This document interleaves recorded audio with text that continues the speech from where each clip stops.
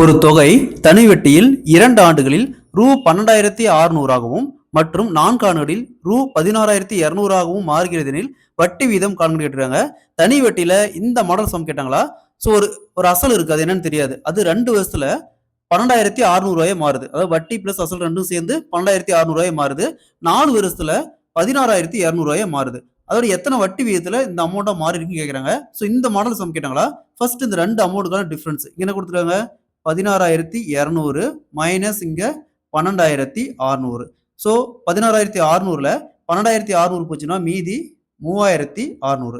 இந்த 3,600 அப்படிங்கிறது வட்டி. ஸோ அப்ப இந்த 12,600 இந்த 12,600 3,600 மைனஸ் பண்ணா மீதி 9,000. ஸோ ஆரம்பத்துல இந்த பிரின்சிபல் அமௌண்ட் பார்த்தோம்னா 9,000 இருந்திருக்கும். 9,000.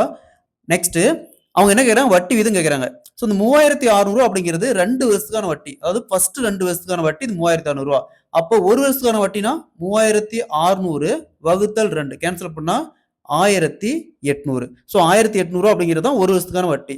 ஸோ இந்த 9,000த்துல இந்த 1,800 அப்படிங்கிறது எத்தனை சதவீதம்?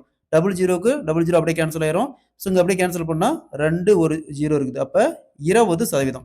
ஸோ அந்த 9,000 அசல் அப்படிங்கிறது 20% வட்டி வீதத்துல 2 வருஷத்துல 12,600 மாறும். அதே 4 வருஷத்துல 16,200 மாறும். Option D is the correct answer.